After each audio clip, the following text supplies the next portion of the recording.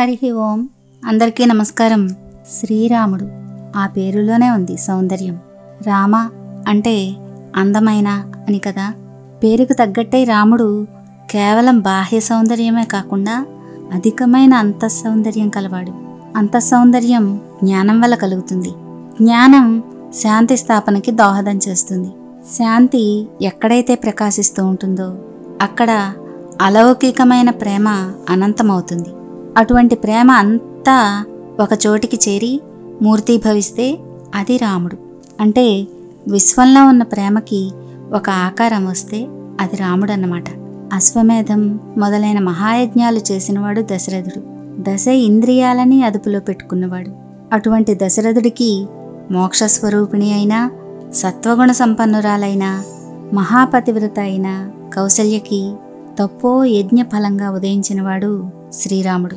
జ్ఞానం ధ్యానం వల్ల అంటే తపస్సు చేయడం వల్ల వస్తుంది.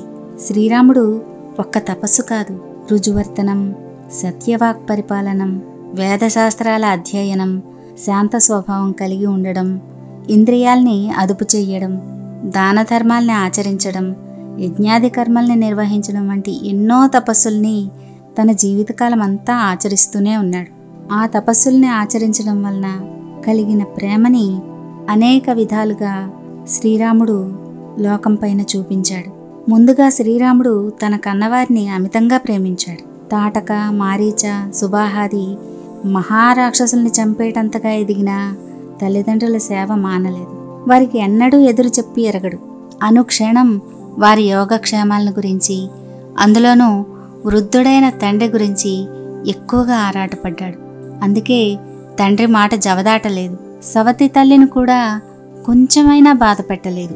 తండ్రి మాటను పాటించి ఆయనకు ఆడిన మాట తప్పినవాడన్న మాట రాకూడదని అడవులకి వెళ్లేంతగా తల్లిదండ్రుల్ని ప్రేమించాడు. ఇంకా భ్రాతృప్రేమ. రాముడు తన సోదరుల్ని తన శరీరానికి బయట ఉన్న ప్రాణాలుగా భావించాడు. భరతుడికి రాజ్యాన్ని తృణప్రాయంగా ఇచ్చేశాడు. ఆ భరతుడు అడిగితే తన పాదుకల్ని కూడా ఇచ్చేసి ఒట్టి కాళ్లతో అడవిలో నడుస్తూ తిరిగాడు. భరతుణ్ణి తన ఒళ్ళో కూర్చోబెట్టుకుని కుశల ప్రశ్నల రూపంలో అతడిని ఏమాత్రం నొప్పించకూడదని సున్నితంగా రాజధర్మాల్ని బోధించాడు. శత్రుఘ్నుణ్ణి అంతే ప్రేమతో చూశాడు. ఇంకా లక్ష్మణుడి విషయంలో అయితే చెప్పనవసరం లేదు. తను కూడా అడవులకు వస్తానన్నప్పుడు అనేక విధాలుగా వద్దని నచ్చ చెప్పాడు. తల్లిదండ్రులకి సేవ చేయవలసిందిగా కూడా సూచించాడు.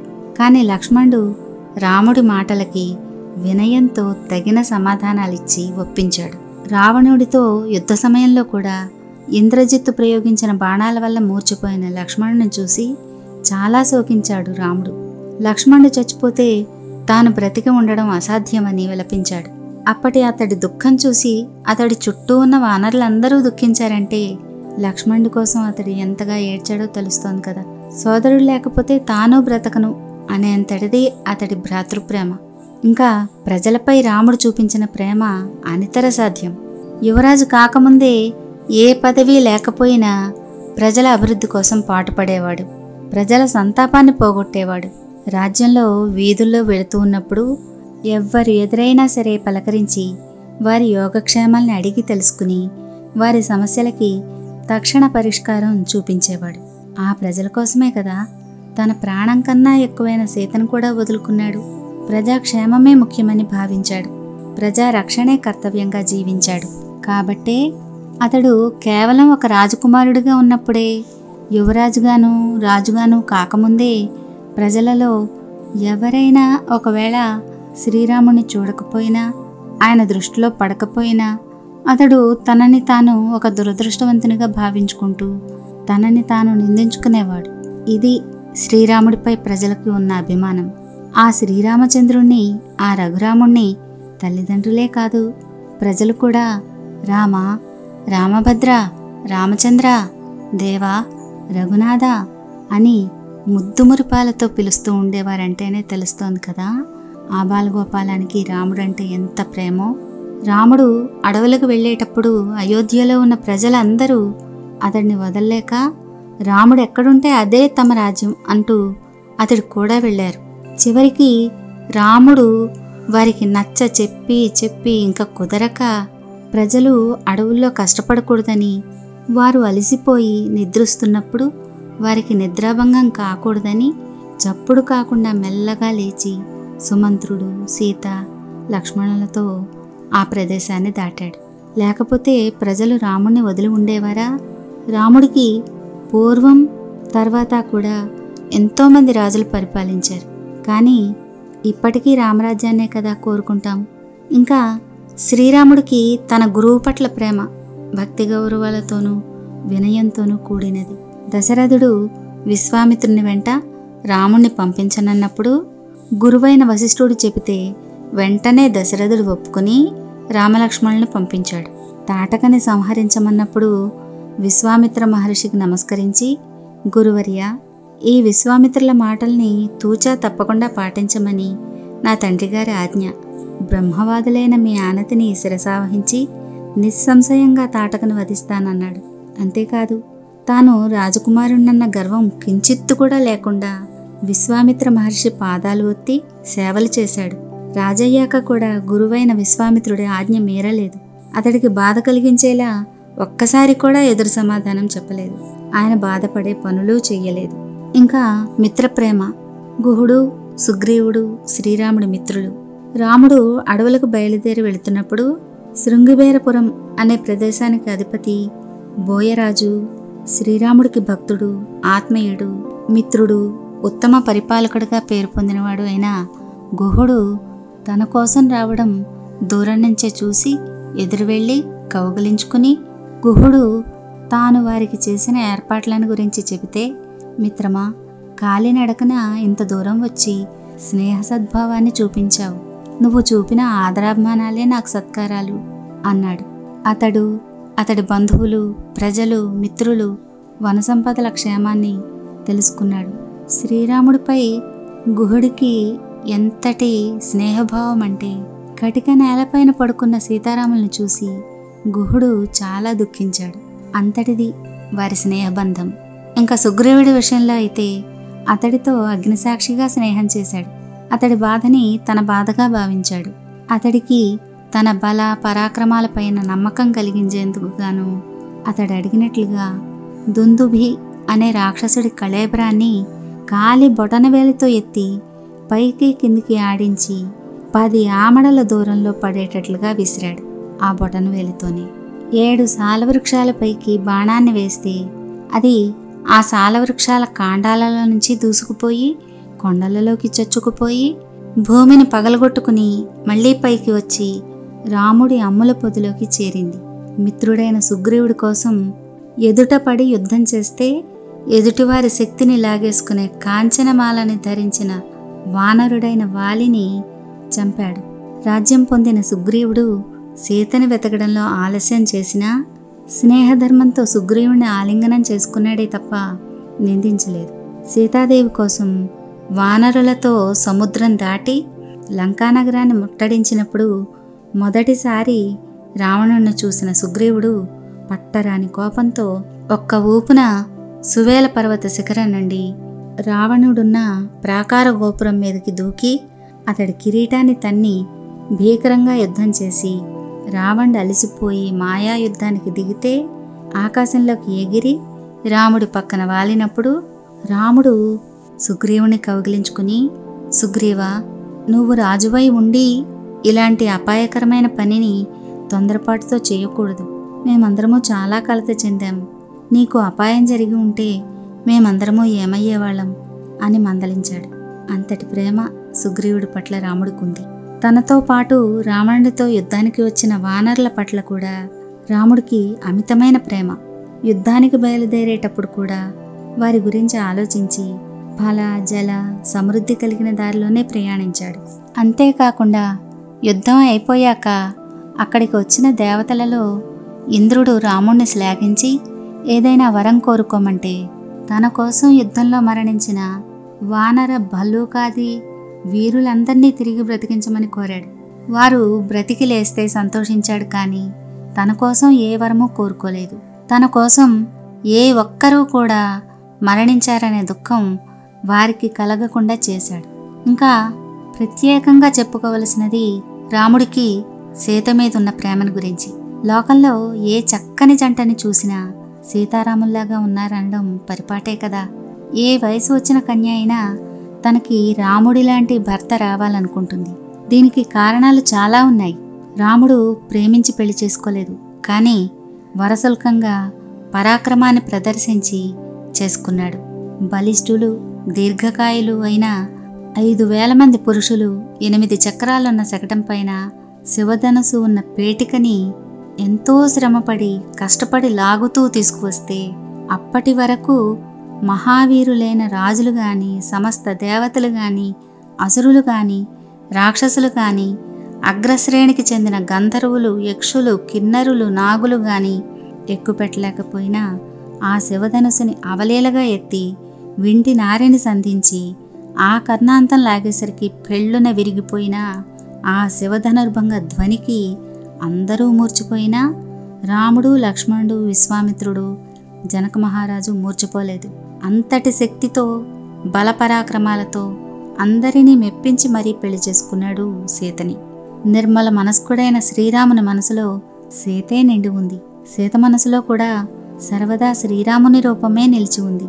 పతిసేవా పరాయణత్వం, రూప సౌందర్య వైభవాలు, ఉత్తమ వంశం, ఉన్నతమైన గుణాలు, అయోనిజత్వం ఇలాంటి గుణాలు కలిగిన సీత అంటే శ్రీరాముడికి ప్రేమ దినదినమూ పెరిగిపోయింది. వనవాసం చేయాల్సి వచ్చినప్పుడు రాముడు తనతో అడవులకి రావద్దని వారించినా అగ్రతస్తే గమిష్యామి మృద్నంతి కుశకంటకాన్ అంటే వనాలలో మే ముందు నడుస్తూ కంటకాలని అంటే ముళ్ళని తొలగిస్తూ మే మార్గాన్ని సుగమం చేస్తానని వచ్చిన సీతని ప్రేమించకుండా ఉండగలడా? అడుగడుగున సీతకి రక్షణగా ఉంటూ ఆమెకి ఎప్పుడూ బాధ కలగకుండా చూసుకున్నాడు. ఆమె కంట కన్నీరు రాకుండా చూసుకున్నాడు. ఆమెను బాధించిన కాకాసురుడిపైకి క్రుద్ధుడై గడ్డిపోచనే బ్రహ్మాస్త్రంగా మార్చి ప్రయోగించినవాడు. అరణ్యంలో సీతను పట్టుకున్నందుకు విరాధుడనే రాక్షసుని చంపాడు. తనని ఎన్నడూ నోరు తెరిచి ఏదీ అడగని జానకి బంగారు లేడిని అడిగేసరికి కాదనలేకపోయాడు. మోసంతో రావణాసురుడు సీతను ఎత్తుకుపోయేసరికి పిచ్చివాడిలాగా అయిపోయాడు. ఆ అడవిలో ప్రతి చెట్టులోనూ సీతనే చూశాడు. ప్రకృతిలో ప్రతి చోట సీతనే చూశాడు. సీతే దాక్కుని తనని ఏడిపిస్తోందని భ్రమపడ్డాడు. కనిపించమని వేడుకున్నాడు. సీత లేకపోయేసరికి శక్తి లేనివాడిగా అయిపోయాడు. సీత లేకుండా అయోధ్యకి ఎలా వెళ్ళను? ఆమె లేని శూన్య అంతఃపురంలోకి ఎలా ప్రవేశించను? సీత లేకపోతే నేను బ్రతికే మాట అబద్ధం అని సీత కోసం ఎంతగానో విలపించాడు రాముడు. చివరికి ఎలాగో లక్ష్మణుడి ఓదార్పు ప్రోత్సాహాలతో సీత కోసం ఆమెను వెతుకుతూ వెళ్ళి సుగ్రీవుడితో స్నేహం చేశాడు. సీత కోసం సుగ్రీవుడి సహాయంతో విశ్వంలో అంతవరకు ఎవ్వరూ చెయ్యలేని పని సముద్రం పైన వారధిని నిర్మించడం అనేది చేశాడు. సీత కోసం మాయావులు, మహాపరాక్రమవంతులు, ముల్లోకాలలోనూ ఎదురు లేనివారు, ఎవరూ జయించలేనివారు అయిన రావణ, కుంభకర్ణాది రాక్షసుల్ని తెగటార్చాడు. అంతటి ప్రేమమూర్తి అయిన రాముడిలాంటి భర్త కావాలని ఏ ఆడపిల్ల కోరుకోదు. అయినా ఇంత చేసినవాడు యుద్ధంలో విజయం పొంది తీరా సీత తన ఎదుటికి వస్తే ఏడాది పాటు సీతావియోగంతో ఆహారం నిద్ర లేకుండా కొంత తీసుకున్న సీతనే తలుచుకుంటూ దుఃఖిస్తూ గడిపిన రాముడు ఎందుకు అంత కఠినంగా మాట్లాడాడు? నాకు నీతో పని లేదు, నీకెక్కడ సుఖంగా ఉంటుందని తోస్తే అక్కడే ఉండవచ్చు అని ఎందుకన్నాడు? ఏనాడూ ధర్మాన్ని తప్పని రాముడు సీత ఆ అవమానకరమైన మాటలు విని అగ్నిలో ప్రవేశించడానికి సిద్ధమైన ఎందుకు మిన్నకుండిపోయాడు? అంటే సీత అగ్నిలోకి ప్రవేశించడానికి ముందు మాట్లాడిన మాటలే దీనికి సమాధానం. నేను రాముణ్ణి తప్ప పరుణ్ణి ఏనాడూ తలవకపోయినట్లయితే, నన్ను గురించి రాముడికి కలిగిన శంక అబద్ధమైతే, నేను మనోవాక్కాయ కర్మలతో రాముణ్ణి అతిచరించకపోయినట్లయితే సర్వసాక్షి అయిన అగ్నిహోత్రుడు నన్ను సర్వవిధాలా కాపాడునుగాక అని సీత అగ్నిప్రవేశం చేసింది. ఇది నిరూపించడానికే రాముడు అలా చేశాడు. సీత అగ్నిప్రవేశం చేస్తూ ఉన్నప్పుడు మాత్రం రాముడు బాధతో కన్నీరు కార్చాడు. అగ్నిదేవుడు సీతని తెచ్చి రాముడికిస్తూ, ఇదిగో సీత, ఈవిడ ఏ పాపమూ ఎరగదు. ఈమె మనసు ఒక్క క్షణమైనా మరొకరి పైకి మరలలేదు. రావణుడు విశ్వ ప్రయత్నాలు చేసినా ఫలించలేదు. ఈమె వల్ల నేను పవిత్రుణ్ణయ్యాను, ఈమెను పరిగ్రహించు అన్నాడు. అప్పుడు రాముడు, సీత ఏ పాపమూ ఎరగదని నాకు తెలుసు, కానీ సదాచారాన్ని గౌరవించి ఆమె అగ్నిప్రవేశం చేస్తూ ఉంటే చూస్తూ ఊరుకోవలసి వచ్చింది. లేకపోతే లోకులు నన్ను మోహాంధుడి కింద జమ కట్టేస్తారు. అగ్ని కంటే కూడా పవిత్రురాలైన సీతని రావణుడు ఏమి చేయగలడు? ఇప్పుడు సీత పాపరహిత అని 3 లోకాల వారికి వెల్లడయ్యింది. నా సీతని నేను స్వీకరిస్తాను అన్నాడు. ఇక్కడ ఇంకొకటి కూడా మనం తలుచుకోవాలి. ఆధ్యాత్మ రామాయణం కూడా ప్రస్తావించుకోవాలి. ముల్లోకాలని తన అధీనంలో పెట్టుకున్న రావణాసురుడి చెల్లెలే స్వయంగా వచ్చి మోహించిన, ఎన్నో ప్రలోభాలు పెట్టినా నాకు సీత ఒక్కతే భార్య, పరస్త్రీని కన్నెత్తి కూడా చూడను అని తన ఏకపత్ని వ్రతాన్ని తెలిపినవాడు. ఇంకా మైరావణ వధానంతరం తనని వలచి వరించబోయిన చంద్రసేనకి తన ఏకపత్ని వ్రతాన్ని తెలిపినవాడు. పరస్త్రీలని తల్లితో సమానంగా చూసేవాడు రాముడు.